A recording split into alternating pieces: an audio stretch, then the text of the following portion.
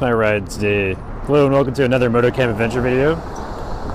Right now I am riding this F800GS that is my coworker's as the Bismarck gets some new pivot bearings installed for the final drive.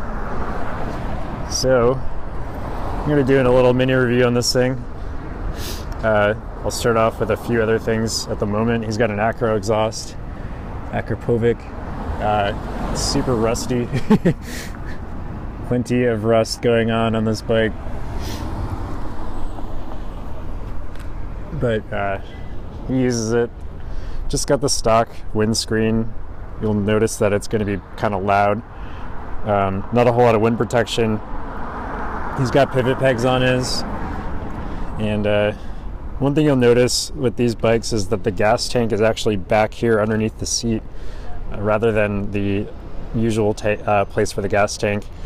This kind of keeps the center of gravity lower, which is pretty nice, and honestly makes filling up a lot easier. You can just leave it on the side stand. You don't have to pull a tank bag out of the way to get to your gas tank.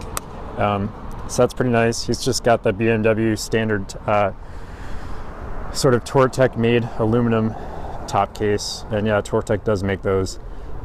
It's just a BMW specific thing. They have, you know, the keyable lock cylinder to your ignition key, so you can use the same key. But otherwise, right now he's just running, looks like some kind of Pirelli Scorpions on the back and front.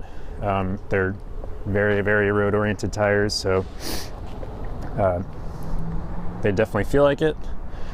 Other than that, just got the, looks like stock crash bars for the 2010 GS. So let's give it a ride.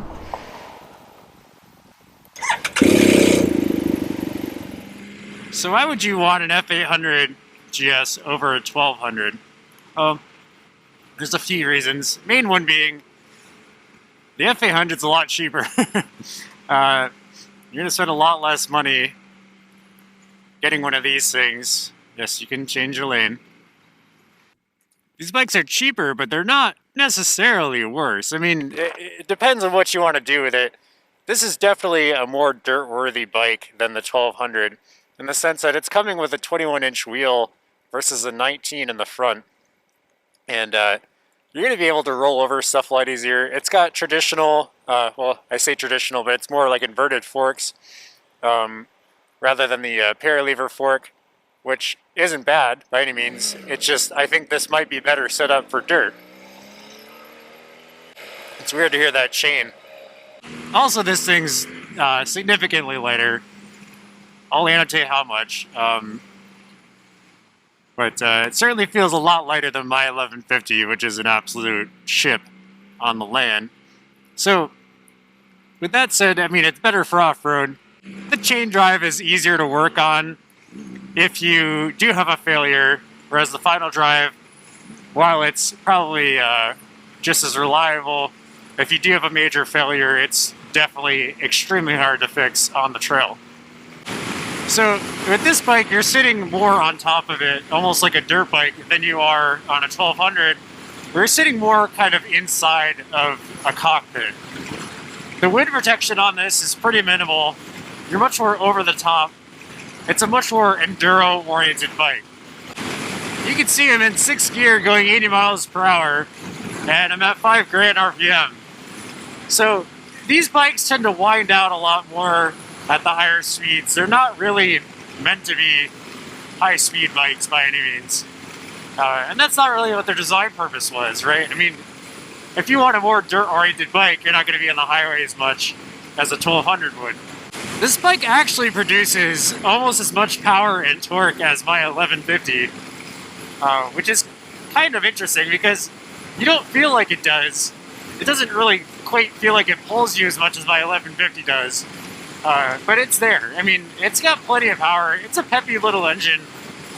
It's certainly not something that's going to blow your mind, but it'll do the job.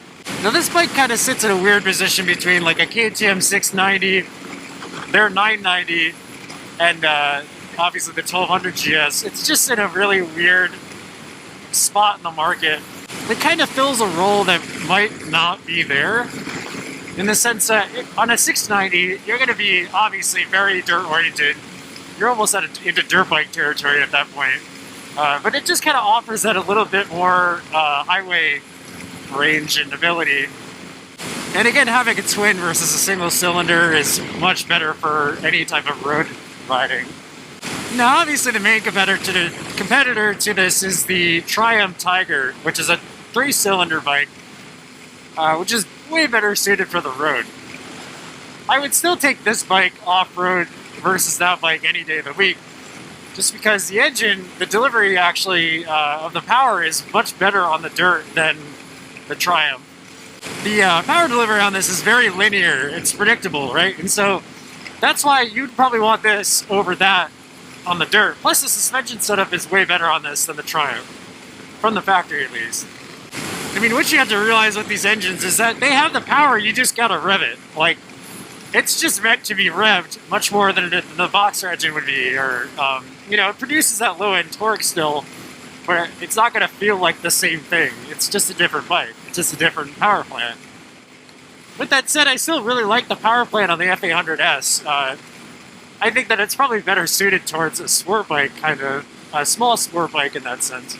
If you're looking for the intermediate range bike, this is definitely a good one to look at, especially for the prices you can get some used ones now. I mean, these bikes have been produced since 2007. They really haven't changed much. I think it was 2007. They really haven't changed much. I mean, new for 2017, they're going to have a throttle-by-wire, but that's about the only difference that's noteworthy. And honestly, I almost like the more connected feeling of having, you know, to pull the actual throttle body with a cable. I know that sounds stupid, but yeah, I really want to take this thing off-road. It feels like it's kind of meant to be on some kind of dirt, with the suspension setup on it now, at least.